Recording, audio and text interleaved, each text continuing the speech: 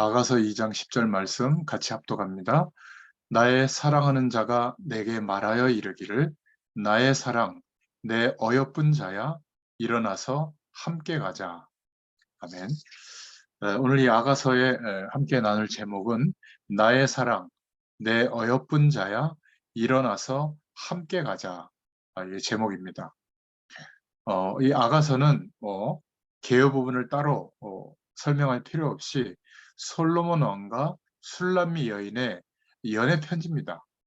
그래서 8장까지 되어 있는데 읽어보시면 이게 술람미 여인이 고백하는 건지 솔로몬 왕이 고백하는 건지 또 어떤 목동이 고백하는 건지 막 이렇게 이게 섞여 있어요. 그래서 복잡하게 생각할 것 없이 아, 그 술람미 여인과 또 솔로몬 왕이 정말 사랑하는 그 사랑의 표현을 기록해서 남겨놓은 겁니다. 그래서 혹자는 이게 무슨 성경이야? 그래도 성경은 하나님께서 우리에게 말씀하시는 거, 막 이런 것들을 좀 붙잡을 수 있도록 해야 되는 거 아니야? 이렇게 말하는 신학자들도 있습니다.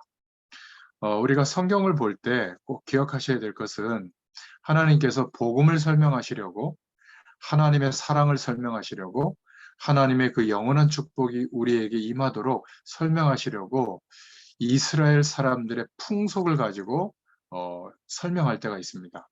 근데 이 복음에 대한 시각이 없으면 그런 성경을 보면 특히 불신자분들은 뭐 이런 말이 있어? 할 정도로 이상한 성경의 내용이 있습니다. 그 풍속을 들어서 사실 하나님의 언약을 설명하는 건데, 복음을 설명하는데 이해가 이제 안 되는 거죠. 뭐 예를 든다면, 다말이라고 하는 며느리가 어, 이제 결혼해서 시집을 왔는데, 그 결혼한 가정에 자기 남편이 죽게 됐단 말이죠.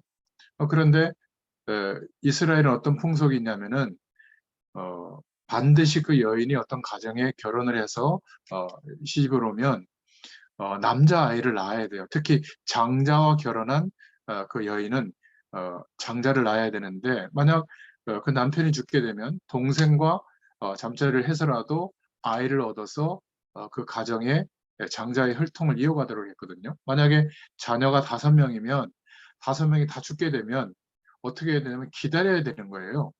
시어머니가 또 아이를 낳아가지고 그 아이가 클 때까지 기다려야 되는 이제 상황이 되는 거거든요. 근데 대부분 그렇게 생각하지 않고 뭐 이상하다. 그런데 시아버지 유다도 그 중요한 이스라엘의 풍속을 통해서 하나님의 약속을 이어가도록 하는 이제 그거를 잃어버리고 있는 겁니다. 그런데 자기 고향 땅에 가 있는 며느리 그 지역에 왔을 때 이 며느리가 다말이 시아버지를 이렇게 유혹해가지고 기생복장으로 해서 잠자리를 하고 이제 아이를 이제 낳게 되죠. 근데 나중에 그 증표를 이제 가지고 마을 사람들 앞에 이제 내놓게 돼요. 왜냐하면 부정한 짓을 해가지고 임신한 것처럼 이렇게 막 얘기가 되니까.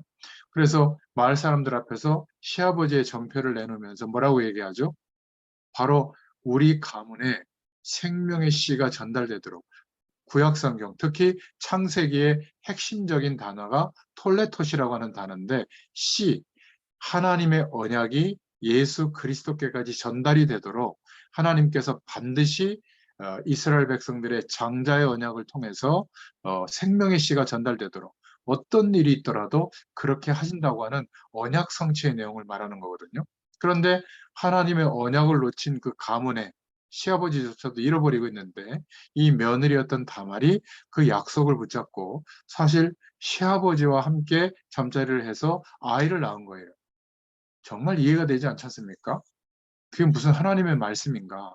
근데 굉장히 중요한 생명의 씨의 언약을 확인하는 그런 중요한 내용이죠. 또 성경에 이상한 장면이 나오는데 다윗 임금이 뭐라고 말하냐면 어, 그 다윗 임금이 나오는 그 구약 성경을 보면은 우리아의 아내 성경에 분명히 말하고 있습니다. 우리아의 아내. 그러니까 남편이 있는 부인이죠. 그 목욕하는 장면을 훔쳐보다가 너무 이게 마음에 들었단 말이죠. 그 남편을 전장터의 맨 앞에까지 왕의 명령으로 보내서 죽게 하고 그 부인을 가로챈 거예요. 참 나쁘지 않습니까? 그런데 그 당시에 많은 후궁들이 있었고 자녀들도 있는데 하필이면 그 바세바 우리아의 아내에게서 난 그 아이가 바로 솔로몬이거든요. 그런데 다른 아들들은 선지자와 함께 그 시대의 선지자와 함께 하나님의 약속을 붙잡지 못하고 있었어요. 근데 유일하게 아유 권사님 아유, 수술 잘 받으시고 감사합니다. 아, 유일하게 막 급하게 막 왕권이 넘어갈 것 같으니까 다른 후계자한테 이 선지자를 불러서 축복 기도를 받고 다윗 왕에게 와가지고 바로 후계자 이렇게 인정을 받는 막 그런 장면이 나오거든요. 어떻게 보면 굉장히 부정직하고 있을 수 없는 일인데 하나님은 우리가 보는 관점보다는 사실은 하나님의 언약이 이어지도록 약속하신 일을 이루시는 관점으로 말씀을 우리에게 주시는 거예요. 그러니까 그런 부분들을 이해하지 못하면 성경은 좀 이상한 거죠. 오늘도 술람미 여인과 솔로몬 왕의 연애 편지입니다. 한마디로 말하면 아가서가. 그래서 배경을 주로 제가 개요 부분을 한 장을 설명하는데 안 해도 될 정도로 읽어보면 그냥 뭐 이쁘다는 거예요. 이쁘고 뭐 네 모습이 어떻고 뭐 아주 사랑스럽고 막 그렇다는 겁니다. 그런데 이 성경을 통해서 무엇을 우리에게 알리시려고 하나님은 이 솔로몬과 술람미 여인의 연애 편지인데 쉽게 말하면 이것을 성경의 기준으로 넣어서 우리에게 말씀으로 보게 하시는가? 그것은 다른 것이 아니라 하나님의 사랑을 우리에게 알게 하려고 하는 겁니다. 이것을 놓치고 보면 무슨 술람미 여인이 사랑을 고백하는 건지 왕이 고백하는 건지 또 보이지 않게 등장하는 그 목동, 뭐 목자의 사랑인지 이게 막 혼합되어 있거든요. 그래서 하나님의 사랑받은 자, 정말 살아계신 하나님이 날마다 우리와 성령으로 함께 하시고 인도하시고 역사하시는 그 축복을 경험한 사람은 이것 이상으로 하나님의 사랑을 고백하게 되어 있다. 그래서 아가서의 전체 결론을 먼저 내리면 우리 후대들에게 다음 세대에게 우리는 비록 이런 축복 속에서 결혼 생활과 부부 생활과 이런 것들 좀 놓친 적이 있다면 우리 후대들에게는 좀 알려줘야 되겠죠. 이런 사랑을 해라. 너는 하나님의 백성이요. 그리스도로 말미암아 하나님이 너를 보실 때 가장 소중하고 귀중하게 보신다. 그래서 너는 사랑을 할 때도 멋있는 사랑을 하고 또 멋있는 결혼을 해서 하나님 앞에 끝까지 쓰임 받는 사명자의 축복을 누려라. 그게 정말로 너의 기도 제목으로 삼아라. 이렇게 얘기해 줄 필요가 있습니다. 자, 그렇다면 오늘 내용을 볼 텐데요. 이대지의 내용, 복음 가진 어, 청년 전문인 산업인들을 중심으로 말씀을 항상 정리하는 것은 월요일 날 성수동 다락방 또 목요일 날 청년 다락방에서 제가 말씀을 그렇게 하고 있고요. 다른 곳에서는 복음 가진 1세대, 먼저 복음 받은 우리가 다음 세대에게 도대체 이 말씀을 통해서 무엇을 전달해 줘야 될 것인가 이런 관점으로 성경 한 권 한 권을 매주 정돈하고 있죠. 그래서 오늘 첫 번째로 우리가 본론으로 복음 가진 1세대, 먼저 복음 받은 우리들이 붙잡고 후대들에게, 다음 세대에게 전달할 메시지가 있습니다. 그 첫 번째가 뭐냐면 아가서의 배경인데요. 이 아가서 1장 1절에 보면 솔로몬의 아가라. 이 아가라는 말은 뭐냐면 노래 중에 노래다. 찬양 중에 찬양이다. 시 중에 시다. 이런 뜻이에요. 그래서 구약 성경의 이 제목은 쉬르 하시림이라는 단어인데 노래 중에 노래라는 뜻입니다. 한문으로 아가라는 것이 바로 그런 뜻이거든요. 저자는 솔로몬이고 BC 970년에서 960년경에 지었다고 보고 있습니다. 솔로몬 왕과 술람미 여인의 사랑, 그리스도와 성도의 사랑, 교제, 또 하나님의 사랑 이것을 표현하고 있다. 이렇게 보고 있습니다. 아가서의 여러 핵심 구절들이 있는데 나중에 설명을 드리겠습니다. 그래서 우리가 첫 번째로 붙잡아야 될 아가서를 읽으면서 생각해 봐야 될 기도 제목은 신앙인의 작품은 전도 자료가 될 수 있다. 돈이 필요하다. 성공해야 된다. 바르게 살아야 된다. 이것은 후대들에게 신앙인으로서 전도 자료가 되지는 못하죠. 뭐 인생의 교훈 정도는 될 수 있겠죠. 그런데 하나님이 함께 하시는 은혜와 사랑을 경험하고 그것을 말로나 글로나 작품으로 남긴 것은 후대들에게 굉장히 중요한 신앙생활을 잘하는 길이 됩니다. 다윗이 날마다 찬양했던 그 내용을 기록으로 남겨서 찬양글을 남겼는데 시편 150편 중에 73개가 다윗의 시편이죠. 수천 년 동안 다음 세대에게 하나님을 찬양할 수 있는 굉장히 중요한 근거가 됐습니다. 또 솔로몬도 이렇게 사랑의 기록도 남겼고 또 하나님의 축복을 받았을 때는 그 은혜와 사랑, 인생에 대한 교훈을 또 남겼죠. 그리고 정말 잠언서 같은 그런 글도 남겼지만 하나님의 약속을 놓치고 왕권에 도취되어져 가지고 전국의 우상을 까는 이런 정말 있을 수 없는 일을 하고 난 뒤에 그 노년에는 실패를 경험하고 나서 이제 후대들에게 특히 다음 그 왕권을 차지할 르호보암 아들을 향해서 기록을 남긴 게 바로 전도서죠. 그래서 잠언서, 전도서, 이 아가서가 성경에도 기준이 되어져서 후대들에게 중요한 길을 제시하고 있는 겁니다. 바울 사도도 자기가 전도했던 지역마다 편지를 보냈죠. 그 편지가 14권의 서신이 신약 성경에 들어와서 하나님의 말씀으로 선정이 된 겁니다. 베드로와 요한의 사도의 글도 후대들에게 중요한 전도의 내용, 신앙의 기준이 되고 있죠. 그래서 첫 번째로 우리가 아가서를 통해서 붙잡을 우리 복음 1세대, 부모 세대가 붙잡을 기도 제목은 부모의 믿음의 글과 고백은 후대들에게 평생 영향을 준다. 이거를 꼭 기억하시길 바랍니다. 누가가 데오빌로에게 쓴 글, 사실은 누가가 예수님 곁에서 예수님이 그리스도라는 사실을 알고 그 그리스도의 일을 자기의 나름대로 기록했거든요. 그 전편이 누가복음이고 후편이 바로 사도행전입니다. 두 개 다 편지처럼 써가지고 로마에서 정복한 나라, 이스라엘 나라의 총독으로 파송된 데오빌로라는 총독의 주치의였거든요, 누가가. 그래서 누가가 데오빌로 총독에게 편지를 보낸 내용이 바로 성경의 누가복음과 후편은 사도행전으로 기록이 된 겁니다. 이러한 글들이 성경 말씀으로 채택이 돼서 세계를 변화시켰죠. 그래서 평상시에 믿음의 고백들을 많이 남기시길 바랍니다. 하나님이 너를 인도하신다. 하나님이 너를 정말 사랑하신다. 너에게 있어서 가장 중요한 것은 주일날 하나님께 예배하고 그 은혜로 한 주일을 시작하는 삶을 사는 거다. 정말 전도자들을 중요하게 생각하고 또 너의 모든 것들이 하나님께 쓰임 받도록 우리가 이 땅을 살아가면서 모든 것을 주의 영광을 위해서 살고 또 하나님께 인도받고 주의 영광을 위해서 우리 모든 것들을 들을 수 있다면 가장 복된 인생이 된다. 꼭 이러한 부분들을 기억하시기를 바랍니다.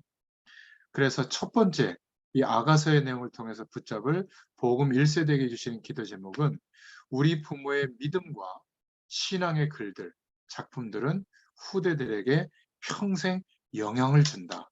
꼭 기억하시기 바랍니다. 두 번째로 이제 생각해 볼 것은 이 신학자들에 따라서 이 아가서가 어느 목동과 술람미 여인과의 사랑을 말하는 거다. 이렇게 해석하는 신학자들도 있습니다. 한 40% 가까이 될까요? 그리고 나머지 한 60% 이상은 대부분 술람미 여인과 솔로몬 왕가의 사랑이라고 보고 있습니다. 그래서 어느 목동과 술람미 여인과의 사랑이라는 관점으로 아가서를 보게 되면 조금 이렇게 내용들을 다르게 이렇게 볼 수가 있는데요. 어느 목동이 왕이 선택해간 술람미 여인을 놓치지 않고 끝까지 사랑했다. 이 술람미 여인도 사실은 왕궁의 그 어마어마한 배경, 솔로몬의 그 부인들, 후궁들이 1000명이나 되잖아요. 어마어마한 왕족 출신들이고 또 솔로몬 왕의 역대 임금들 중에 가장 하나님의 축복을 여러 가지 면에서 많이 받았는데 그 많은 부인들 중에 술람미 여인을 사랑했다고 고백하고 있거든요. 그러니까 마음에 두을 정도니까 얼마나 많은 배경이 임하겠습니까? 그렇다면 보통 여성들 같으면 거기에 순응할 텐데 이 술람미 여인은 끝까지 목동과의 사랑을 기억하고 결국은 목동 있는 곳으로 돌아가서 아름다운 사랑을 한다. 이런 관점으로 보는 학자도 있습니다. 그래서 정말 연약한 목자가 왕궁 앞에 와서 노래하는 장면으로 보기도 하고요. 뭐 8장까지밖에 안 되니까 읽어보시면 나옵니다. 그러니까 술람미 여인도 그 왕궁의 배경을 거절하고 그 아름다운 사랑을 지키는 이런 장면으로 말하고 있죠. 한 6가지 장면으로 쭉 설명될 수가 있는데 한번 읽어보시면 이해가 됩니다. 그래서 두 번째로 이런 관점으로 아가서를 본다면 진실한 사랑을 찾은 사람은 참 행복자다. 이거를 말하고 있죠. 근데 이 땅에서 사람을 통해서 얻을 수 있는 진실한 사랑 없습니다. 에이, 목사님, 그래도 결혼도 하고 다 살고 있는데요. 그런 사람이 사람에게 진실한 사랑의 답이 된다면 그리스도가 왜 필요하고 하나님의 사랑이 왜 필요하겠습니까? 인간적으로 느끼는 아름다운 사랑, 불타는 사랑, 이런 사랑은 생물학적으로 뇌에서 하나님이 어, 그 사람에 대한 뜨거운 마음, 막 불타는 마음, 이런 마음은 오래 가야 3년 6개월이라고 해요. 더 이상 동일인에 대해서, 이성에 대해서 그런 마음이 드는 물질이 분비가 안 된답니다. 그러니까 막 자꾸 이상한 행동들을 하고 젊은 사람들을 찾는가 봐요. 그런데 우리가 여기서 기억해야 될 것은 예수 그리스도로 말미암아 영원하신 하나님을 만나고 하나님께서 함께 하시는 그 축복을 경험하면 인간으로서 이 세상에서 찾을 수 없는 영원한 안식과 절대적 만족이 옵니다. 그래서 사람에게서 어떤 필요가 와서 그것 때문에 만족을 얻으려고 하는 것은 없어져요. 이미 하나님으로 만족이 되기 때문에. 그런 면에서는 혼자 살아도 되죠. 어쨌든 하나님으로 만족이 온 사람이 비로소 상대방을 사랑할 수 있는 겁니다. 그렇죠? 그러니까 못난 모습이어도 부족한 모습이어도 또 나에게 좀 힘들게 하더라도 그것 때문에 어렵긴 하지만 진실한 사랑을 찾은 사람, 하나님으로 행복할 수 있는 그 은혜가 경험되고 있는 사람은 견딜 수 있고 바꿔나갈 수가 있는 겁니다. 대다수의 우리 부모님 세대들이 어렵지만 가정을 지켜내고 또 그렇게 힘들게 하고 뭐 진실한 사랑이라는 느낌이 들지 못하는 그런 관계인데도 부부 관계를 유지하고 또 후대들을 키워내고 참 위대한 분들이 많죠. 그런데 기억하셔야 될 것은 이제 그리스도에 대한 진짜 사랑을 깨달으면 하나님이 그리스도를 보내시고 그 그리스도를 통해서 회복해 주신 이 놀라운 영원한 하나님의 축복을 경험해 보면 진짜 행복해집니다. 많은 것들이 현재 부족한데도 하나님의 사랑을 경험한 자는 다른 인생을 살게 되는 겁니다. 그래서 하나님 앞에 바른 신앙 고백도 하고 나의 남겨진 인생에 대한 목표, 방향, 어떻게 살아야 할지가 해석이 되고 인도받을 수가 있는 거죠. 그래서 이 아가서를 통해서 어느 목동과 술람미 여인의 사랑이라고 볼 때에도 우리가 정말 그리스도에 대한 사랑, 목동이 끝까지 포기하지 않고 이 술람미 여인을 사랑했던 것처럼 찾았던 것처럼 어마어마한 왕궁의 배경을 굴하지 않고 또 아무도 알아주지 않지만 끝까지 이 여인을 찾았던 것처럼 그리스도께서 이 세상에서 아무도 인정하지 않았지만 우리를 구원하시려고 오셔서 죽으시고 부활하심으로 모든 고난을 직접 몸으로 겪으시면서 우리의 질병까지도 대신 담당하시는 그 사랑을 정말 깨닫고 누리게 되면 행복하게 될 줄로 믿습니다. 자, 그러면 세 번째, 우리 아가서의 메시지로 복음 가진 1세대 부모 세대들이 붙잡아야 될 내용인데요. 아가서 1장 2절, 3절에 보면 솔로몬 왕과 술람미 여인의 사랑이라는 관점으로 아가서를 볼 수가 있습니다. 역대 이스라엘 왕 중에 가장 부귀 영화를 누린 솔로몬 왕이었습니다.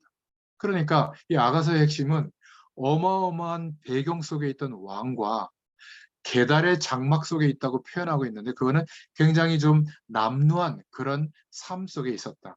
그래서 골짜기 속에 있었고 또 가시덤불 속에 있었고 버렸니 자처럼 있었다. 1장에 보면 2장인가요? 그 피부 내용도 뭐 까맣다, 검게 그을렸다. 중동 지역의 사람이었는지 그렇게 술람미 여인을 표현합니다. 신분이 상대가 안 되는데 아무리 술람미 여인이 솔로몬 같은 사람을 흠모할지라도 다가갈 수가 없는 거죠. 그런데 어느 날 어마어마한 가마를 타고 막 60명 이상의 그런 그 병사들이 호위하는 그런 가마를 타고 이런 술람미 여인이 있던 곳에 찾아와서 술람미 여인을 왕궁으로 초대하는 겁니다. 그러니까 그리스도께서 이 땅에 오셔서 우리를 영원한 하나님 나라의 배경으로 초청한 이런 배경으로 이해하고 해석하는 그런 내용이 이제 주류죠. 저도 여기에 동의합니다. 그래서 왕궁의 배경, 왕의 권위 이런 모든 것을 내려놓고 저 비천한 그런 배경 속에 있던 술람미 여인을 끝까지 포기하지 않고 사람들의 막 웅성웅성거리는 소리를 다 무시해버리고 끝까지 이 여인을 사랑하고 또 그 사랑을 완성해가는 이런 관점으로 본다면 바로 하나님의 사랑을 우리가 깨달을 수가 있는 겁니다. 사랑의 힘은 신분, 환경, 모든 것을 이길 수가 있다. 아가서 2장 14절부터 15절에 보면 바위 틈, 낭떠러지 은밀한 곳에 있거나 또 그 사랑하는 그런 환경, 포도원을 허는 작은 여우, 사단을 말하죠. 작은 여유가 있어도 사랑의 힘으로 이길 수가 있다. 그래서 뭐라고 표현하냐면 아가서 4장 12절에 장근 동산이다. 사랑의 힘이. 또 덮은 우물이다. 봉한 샘과 같다. 아름다운 동산이 있는데 대문이 있고 장과 같다. 그 안에 우물이 있는데 우물을 생명수를 마셔야 될 거 아닙니까? 그 우물을 덮어놨다. 어떤 이물질이 들어가지 못하도록 우물이 유지되는 샘이 있는데 홍수가 나면 샘도 막 망가지잖아요. 그 샘도 봉해놨다. 무슨 말이죠? 어떤 문제와 여건 속에서도 하나님께서 이렇게 우리를 사랑하신다. 이런 표현을 한 겁니다. 그래서 아가서 8장 6절부터 7절에 사랑은 죽음같이 강하고 많은 안 좋은 그런 물이 침범하는 것도 어떻게 하지 못하고 홍수라도 삼킬지 못할 만큼 강하다. 이렇게 표현하고 있죠. 그래서 우리는 그리스도로 말미암아 하나님의 사랑을 받게 된 겁니다. 가장 죄악 가운데 있던 원죄 가운데 있던 우리를 그리스도를 희생시켜서라도 우리를 구원하시는 하나님의 사랑을 통해서 우리가 영원한 축복 속에 놓여지게 된 겁니다. 이 사랑을 날마다 체험하고 누릴 수 있기를 축원드립니다. 그래서 네 번째로 아가서 8장 6절부터 7절에 막 사랑하는 표현을 하죠. 이것이 하나님의 사랑이요. 우리가 이 사랑을 경험했을 때 우리도 이런 고백을 하게 될 줄로 믿습니다. 왕 같은 하나님이 술람민 같은 우리를 사랑하시되 모든 것을 다 주시면서 사랑하신다. 왕 같은 그리스도께서 아무 힘이 없던 이런 술람미 여인 같은 사람을 우리를 사랑하셨듯이 하나님께서 끝까지 우리를 사랑하시고 인도하신다. 아가서 1장 5절에 보면 계달의 장막 같은 그런 곳에 찾아오셨다. 그런 우리를 사랑하신다. 또 1장 6절에 햇볕에 거무스레한 신부를 사랑한다는 표현이 나오는데 이 말은 보잘것없다는 거죠. 우리가 대단하게 하나님께 잘해서 하나님이 축복하시는 게 아닙니다. 아가서 2장 8절부터 17절에 보면 세상 유혹에 흔들리고 있는데도 사랑한다. 또 신랑을 버리고 간 신부도 사랑한다. 아가서 3장에 보면 또 왕이 여인을 찬미하는 내용이 아가서 6장 11절부터 7장 9절에 나옵니다. 또 아까 말씀드렸듯이 한 목동과 술람미 여인의 사랑같이 보더라도 하나님은 메시아를 보내셔서 목동처럼 끝까지 포기하지 않고 우리를 고통 중에 있더라도 사랑하시고 지켜내신다고 이렇게 아가서는 말씀하고 있습니다. 그래서 우리 인간 한 사람 한 사람은 전부 다 이 세상에서 가장 진실한 사랑을 찾아야 될 줄로 믿습니다. 이 진실한 사랑을 만난다면 그 사람이 가장 행복한 사람입니다. 너무 낙심하지 마세요. 이 땅에는 그러한 진실한 사랑이 없기 때문에 너무 잘해주는 사람이나 못해주는 사람이나 거의 비슷합니다. 결과는. 우리가 하나님의 참 사랑을 만나는 것이 참 행복인 줄로 믿습니다. 그래서 아가서에서는 이런 언약적 고백을 하는 표현들이 나오는데 아가서 5장 1절에 보면 나의 누이, 나의 신부 이런 표현을 하고요. 내 동산에 들어와라. 막 초대를 하죠. 모략 향나무 재료를 거두라. 꿀송이 꿀, 포도주 젖을 먹으라. 사랑하는 사람과 함께 마시라. 이런 표현을 합니다. 우리 모든 하나님의 백성이 하나님의 사랑, 이런 축복을 누려야 되겠죠. 또 아가서 6장 9절에 보면 나의 비둘기, 나의 완전한 자라. 이렇게 표현이 나옵니다. 하나님이 우리를 보실 때 우리는 보잘것없이 봐도 그리스도로 말미암아 회복시켜 주신 우리를 하나님은 이렇게 보십니다. 완전한 자다. 얼마나 사랑했는지 그 낳은 자의 귀중히 여기는 외딸이다. 여자들이 너를 보고 복된 자라고 말할 것이다. 왕후 비빈들이 너를 칭찬할 것이다. 여러분, 하나님의 사랑을 많이 받고 그 응답을 누리면요. 우리와 관련되어진 사람들이 우리를 볼 때 그렇게 말합니다. 여러분들 축하해 주셔서 감사한데 제가 오늘 생일이거든요. 근데 벌써 저희 교회에서 이렇게 다른 교회로 가신 권사님이 계신데 그 임년의 권사님이라고 이분은 1년에 꼭 제 생일 때는 오세요. 저희 집에. 1년에 한 번 딱 오세요. 케이크 사들고 오시고 뭐 이렇게 과일 사들고 오시고 뭐 고기도 좀 사갖고 오시고 그러니까 벌써 10년이 넘었는데 그렇게 참 제가 뭐라고 그렇게 이렇게 주의 종을 생각하고 생신 축하드린다고 이렇게 아들뻘은 아니라 동생뻘이죠. 그런데도 그렇게 제가 이렇게 섬김을 받거든요. 얼마나 감사한지 모릅니다. 그러니까 우리가 정말 어, 하나님의 사랑을 경험하고 하나님의 축복을 경험하면 우리도 또 다른 사람에게 사랑하고 섬기고 돕는 그런 부부끼리도 돕는 배필이 될 줄로 믿습니다. 가족끼리도 정말 사랑하고 아끼는 이런 관계가 회복될 줄로 믿습니다. 몇 년 전만 해도 막 이렇게 여러 가지 어려운 일 이런 것들을 많이 겪고 또 일도 하시고 하다 보니까 얼굴이 좀 이렇게 안 좋은 얼굴이 좀 있으셨거든요.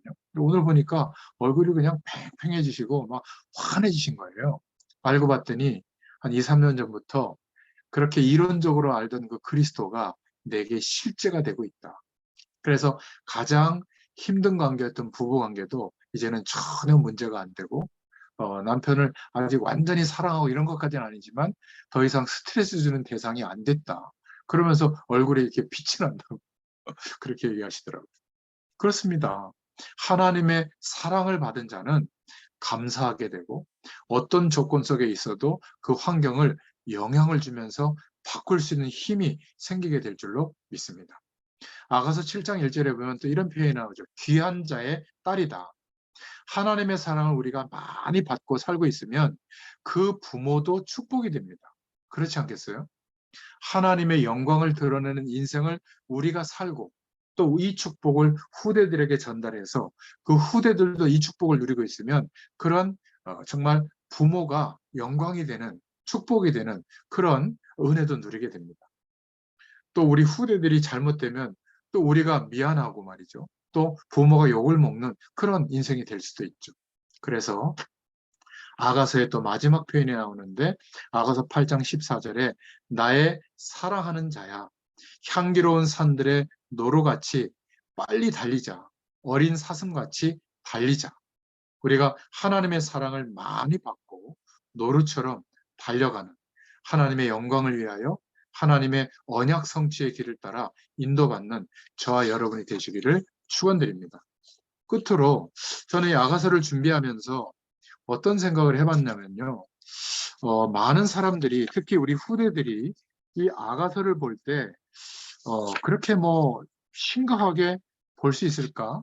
잘 이해를 못하는 내용도 좀 있지 않을까? 저는 이렇게 생각을 해봤거든요. 그러면 이 아가서를 통해서 우리 후대들에게 다음 세대에게 무엇을 꼭 말해줘야 될 것인가? 여러분, 아무도 말해주지 않는 내용이 있습니다. 남녀 간에 사랑을 어떻게 하고 결혼 생활을 어떻게 하고 또 사랑의 표현을 하는 어떤 그런 교육도 좀 필요하거든요. 근데 주로 우리 후대들이 어떻게 이 성에 대해서 이성에 대해서 또 결혼에 대해서 생각하냐면 주로 친구들 사이 얘기를 듣거나 아니면 선배에게 듣거나, 아니면 뭐 드라마나 영화나, 아니면 뭐 이상한 야한 동영상 같은 거 보다가 남자아이들 같은 경우는 막 이렇게 사랑할 때는 저렇게 해야 되나? 이렇게 이제 상식적으로 이렇게 형성이 돼 버리면 결혼에서도 사랑의 표현을 할 줄을 몰라요. 그냥 막 동물적으로 막 본능적으로 막 이상한 상업적으로 가는 이제 그런 표현을 한단 말이죠. 그리고 보이게 보이지 않게 우리 후대들이 자라가면서 또는 큰 후대들도 사회생활하면서 어떤 성폭력이라든지 뭐 이런 것에 노출될 경우도 많습니다. 그러다 보면 너무 극단적으로 성에 대해서 배격하거나 아니면 반대로 너무 타락적으로 가거나 이제 이럴 경향이 있거든요. 그래서 저는 야가서를 어차피 우리가 묵상할 때 남녀 간의 사랑, 또 결혼 이런 부분을 한 번쯤은 부모로서 우리 후대들에게 다음 세대에게 말해줘야 되지 않겠나. 행복하게 잘 살아라 그 말이 아닙니다. 대부분 복음적으로 이해가 안 된 상태에서 어려움을 겪는 것까지 가게 돼서 너무 안타깝더라고요. 좀 우리가 부끄럽잖아요. 뭐 성에 대해서 얘기하려면. 자녀들도 좀 이렇게 부끄럽게 생각합니다. 우리도 그렇고. 그러니까 처음에 얘기할 때는 좀 의학적으로 성에 대해서 얘기해 줄 필요가 있습니다. 건강에 관계가 있다. 특히 이렇게 여자아이들 같은 경우, 후대들 같은 경우는 임신하고도 관계가 있잖아요. 그래 이런 것들을 한 번쯤은 나는 인생을 살면서 이렇게 사랑을 알게 됐는데 이런 어려움이 있었다. 너는 이렇게 했으면 좋겠다. 근데 좀 이렇게 건전하게 뭔가 이렇게 너무 이상하게 막 숨어서 그렇게 안 했으면 좋겠다. 그리고 실제로 이런 부분에 있어서 어떤 것이 문제가 되는지 이런 것들을 좀 구체적으로 설명을 해주면 좋겠어요. 어떤 아이는 부모로부터 이렇게 몸의 변화가 일어나서 생기는 생리적인 문제 이런 거에 대해서 뭐 들어보지도 못했기 때문에 굉장히 이렇게 충격받기도 한다고 그래요. 그리고 뭔가 이렇게 의학적으로 좀 이렇게 건전한 이야기를 듣지 못하다 보니까 상상외로 이런 성적인 어려움들을 겪고 있는데 말할 데가 없는 겁니다. 부모에게도 말하지 못하고 교회에서도 뭐 말할 수도 없고 그러다 보니까 뭔가 이렇게 굉장히 폐쇄적이거나 굉장히 고립된 상태로 이해하고 있는 경우도 많다. 그래서 두 번째로 좀 의학적으로 설명하면서 윤리적인 어떤 부분을 좀 얘기해 줄 필요가 있습니다. 자주 얘기하는 건 아니지만 적어도 한두 번 정도는 우리 다음 세대에게 좀 얘기를 해줘야 됩니다. 그냥 넘어가야 될 일이 아니고 우리 아이들이 음란 동영상을 보거든요. 핸드폰도 이렇게 검색하다 보면 기사 누르고 그 다음 기사 나오는 거 누르고 잘못 누르면 뭐 이런 막 걸 말하거나 보여주는 대로 막 접속이 되기도 하거든요. 핸드폰은 지금 다 쓰고 있으니까. 그렇다면 이런 이상한 그런 어, 동영상이나 이런 것들을 봐야 됩니까? 안 봐야 됩니까? 여러분 후대들, 손주들한테 뭐라고 얘기할 겁니까? 아, 그거 나쁜 거니까 절대 보면 안 된다. 근데 누구나 다 쉽게 본다니까요. 부끄러운 얘기지만 저도 40년 전에 초등학생인가요? 중학생 때 앞에서 선생님은 설명하고 있는데 뒤에서 우리 남자애들은 그 외국 그 잡지에 나온 벗은 여성들이 나오는 그 사진을 막 돌려봤다니까요. 근데 한 놈도 은혜 안 받은 놈이 없었어요. 어릴 때 버트 40년 전에도 그랬다니까요. 그러니까 절대 보면 안 된다. 자기들끼리 모여서 보거나 자기가 혼자 찾아서 보거나 하다가 빠져드는 겁니다. 문제는 거기에 흑암 세력이 개입하면 굉장히 심각한 영적 문제화 되어져요. 그래서 나중에 이게 해결이 안 되니까 범죄 행위까지 하는 겁니다. 성범죄를 저지르는 이런 데까지 가게 되고 굉장히 타락한 막 이렇게 짐승 같은 그런 문화를 접하고 거기에 막 상업적으로 빠져들기도 하고요. 그렇게 되는 겁니다. 그래서 이게 지금 틀리다 맞다 이전에 여기에 자칫하면 굉장히 타락으로 갈 수 있는 상황으로 문화가 발전되어져 가고 있다는 것을 한 번쯤은 말해줄 필요가 있습니다.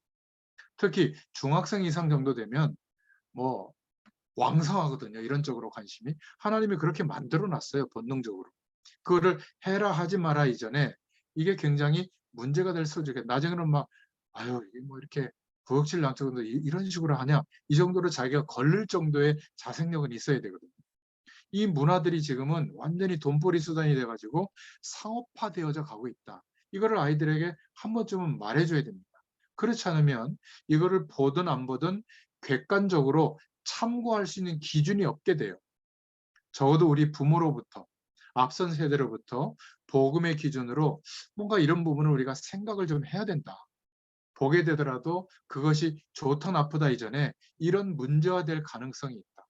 만약 이런 부분들을 경각심을 갖지 못하면 계속 그렇게 가면 영적 문제에 완전히 빠지게 됩니다. 그러니까 교회에서도 말해주지 않죠. 학교에서도 도와주지 않죠. 부모도 도와주지 않죠. 호기심만 가지고 있다가 특히 어린 후대들이 다음 세대들이 이런 문제에 걸려들게 되는 겁니다. 하나님이 그 본능적으로 궁금하게 만들어 놨기 때문에 막 나쁘다, 금하다 이렇게 말하는 것보다는 오히려 더 본물 터지듯이 빠져들 가능성이 있거든요. 우리가 생각하는 성에 대한 거, 사랑에 대한 거, 결혼에 대한 거 이런 것들을 좀 건전하게 우리 다음 세대들이 기준을 가지고 생각할 수 있도록 한 번쯤은 대화할 필요가 있습니다. 그리고 고등학생, 대학생, 청년들이 되면 이제 결혼 준비를 하거나 결혼을 하게 되죠. 그죠? 그런데 대부분 결혼에 대해서 들어보지 못한 상태로 결혼을 하게 되는 겁니다. 그러니까 주로 어떤 식으로 결혼하냐면 잘생기고 예쁘고 뭐 몸매 좋고 근육 많고 돈 잘 벌고 또 나한테 따뜻한 말 해주고 이런 거 뭐 집이 있고 외제차 굴리고 뭐 이러면 좋습니까? 근데 복음적으로 우리가 알려줘야 되거든요. 그게 나쁘다는 것이 아니라 여러분 꼭 기억하시고 한 번 정도는 정확하게 전달해 줘야 됩니다. 뭐냐면 결혼 준비의 핵심은 절대로 막을 수 없는 게 뭐냐면 우리 후대들의 영적 상태에 따라서 사람을 만나게 되는 겁니다. 그 영적 상태 그대로 그 상태에 맞는 사람을 선택하게 되어 있어요. 이거는 막을 수가 없는 겁니다. 내 영적 상태에 따라서 사람을 만나게 된다. 그렇다면 복음을 누리고 있는 상태에 따라서는 또 다른 만남이 이루어지고요. 또 다는 아니지만 제가 현장에서 만나본 가정이나 사람들 중에 뭔가 공부를 하고 전문성을 준비하고 미래에 대한 준비를 하는 사람들은 실력을 갖추느라고 연애에 대해서 이성에 대해서 그냥 쉽게 이렇게 확 열어버리지 않는 것 같아요. 그런데 별로 공부와 관심도 없고 미래에 대한 준비도 못하고 대충대충 사는 사람들을 보면 이런 친구들이 그냥 도피하듯이 연애에 쉽게 전문성이 강해가지고 빠져버립니다. 그래가지고 너무 어린 나이에 막 임신을 하기도 하고 또 어린 나이에 결혼했다가 헤어지기도 하고 이게 너무 안타까운 거예요. 그러니까 우리 후대들에게 한 번쯤은 정확하게 알려줘야 됩니다. 너의 영적인 상태에 따라 사람을 만나게 된다. 그리고 만나셨다면 이제는 네가 하나님과 함께하는 축복을 누려야 된다. 그래서 하나님으로 만족한 인생이 되지 않으면 아마 평생 상대방에 대해서 힘든 인생을 살게 될 거다. 그리고 변화시킬 수 있는 힘이 없다면 끌려갈 수밖에 없지 않겠습니까? 이런 부분들을 좀 말해줘야 돼요. 그리고 네 번째로는 내가 결혼해 보니 결혼한 가정, 결혼은 이렇더라. 뭔가 부부에게 주신, 가정에 주신 사명도 얘기해주고 이래야 될 거 아닙니까? 핵심이 뭐냐면 내가 이 상대방에 대해서 기대하는 만큼 상처받게 되는 것이 부부 생활이더라. 근데 어느 날 그리스도로 말미암아 내가 하나님으로 완전한 축복을 경험하고 나니까 상대방은 여전히 똑같은데 그냥 사랑할 수 있는 힘이 생기고 도와줄 수 있는 힘이 생기고 용서할 수 있는 힘이 생기고 또 바꿀 수 있는 힘이 생기더라. 그러니까 이성적으로 불타고 뜨거웠던 그 사랑보다 이제 하나님으로 만족한 후에 부부관계의 사랑은 100만 배 이상 커진다. 이거를 우리의 삶을 통해서 우리 다음 세대에게 한 번쯤 설명해 줘야 돼요. 여러분 지금 젊은 세대들, 저도 젊지만 20대, 30대 뭐 이런 세대들 보니까 자녀를 우상 삼아 가지고요. 막 온갖 돈을 투자해 가지고 막 명문대를 넘어서 막 그래서 아이들도 막 무슨 무슨 학교입니까? 영재학교 넘어서 이제는 저 제주도 가면 1년에 한 1억씩 돈이 들어가거든요. 그런 국제학교에 보내가지고 안 되면 아예 아이들을 데리고 말이죠. 해외에 가서라도 하여튼 잘 키우려고 막 어마어마한 관심을 갖습니다. 이게 너무 안타까운 게요. 자녀는 내 소유가 아니라는 거 기억하시기 바랍니다. 자녀는 하나님이 주신 기업이에요. 그래서 하나님이 인도해 나가시는 것을 나도 알아야 되고 그 자녀도 알도록 돕는 게 잘 키우는 겁니다. 물론 우리가 도와줄 건 도와줘야 되지만 어떤 면에서는 자녀가 겪으면서 시행착오를 겪으면서 이제 스스로 하나님을 절대적으로 바라보는 사람이 되도록 기회를 줘야 되거든요. 근데 우리가 너무 한국식으로 키우다 보면 오히려 이 자녀가 서로 부모에 대해서도 안 좋게 생각하는 가능성도 있고요. 서로 잘 키워졌다고 하더라도 완전히 하나님을 모르는 사람이 될 가능성이 많습니다. 왜냐하면 그렇게 열심히 노력을 기울인 그게 전부라고 생각할 가능성이 많거든요. 더 중요한 것은 우리가 어려운 가정 환경과 또 부부 관계와 여러 가지 자녀의 문제들을 그리스도의 사랑으로, 하나님의 사랑으로 넘어서는 응답을 누리게 되면 이 시대가 가정이 무너지는 시대이기 때문에 많은 사명을 감당할 수 있는 축복이 회복될 줄로 믿습니다. 그래서 너무 이런 부분에 대해서 나쁘다, 좋다 이런 식으로 말고 건강과 위생과 윤리적인 문제도 생각해 보게 도와주고 또 정말 건전하게 이해할 수 있도록 그리고 정말 하나님의 사랑을 알면 사람과의 관계, 특히 사랑하는 부부, 자녀와의 관계, 가정도 이렇게 회복되어진다. 이렇게 객관성 있게 한 번쯤은 말해줄 필요가 있습니다. 상상외로 우리 아이들이 너무 이런 부분에서 막 극단적으로 얘기하면 겁을 먹고 막 극단적으로 배타하는 배타적인 어떤 생각을 갖게 되거든요. 사랑하고 사랑받는 사람이 돼야 되잖아요. 또 우리 후대들은 상상외로 성적인 어떤 문제에 성추행 같은 데 노출된 아이들이 굉장히 많습니다. 그러니까 폭력을 당한 거죠, 쉽게 말하면. 성에 대해서 너무 부정하게 보거나 반대로 더 심하게 타락적으로 갈 수 있는 문제가 있기 때문에 한 번쯤은 우리 부모 세대에게 이런 복음적인 시각의 이야기를 좀 해줄 필요가 있다. 그런 후대들은 이 기준을 가지고 뭔가 응용할 수가 있는 거거든요. 그렇지 않으면 응용할 기준이 없기 때문에 갑자기 막 문제화되어지고 영적 문제가 될 가능성이 많이 있는 겁니다. 그래서 정말로 너는 소중하고 귀중하다. 하나님이 그렇게 보시기 때문에 멋있는 사랑을 하고 멋있는 결혼을 하고 멋있는 사명자가 되라. 이것을 기도 제목으로 삼을 수 있기를 축원드립니다. 후대들에게도 이렇게 전달할 수 있기를 축원드립니다. 복음 1세대, 부모 세대들이 아가서의 말씀을 통해서 후대들에게 이런 중요한 부분들을 전달하는 은혜가 있기를 축원드립니다. 기도하겠습니다. 하나님 감사합니다. 오늘도 아가서를 통해서 주시는 그 은혜와 하나님의 사랑을 또 깨닫게 해주셔서 감사합니다. 다음 세대들에게 성에 대하여 또 사랑에 대하여 결혼에 대하여 또 하나님 앞에 한 사람의 인간으로서 사랑하고 사랑받는 가장 중요한 축복을 누릴 수 있게 되도록 우리 복음을 가진 부모 세대로부터 중요한 내용들이 전달되어지도록 역사하여 주시옵소서. 함께 하실 줄 믿사옵고 예수님의 이름으로 기도드렸습니다. 아멘.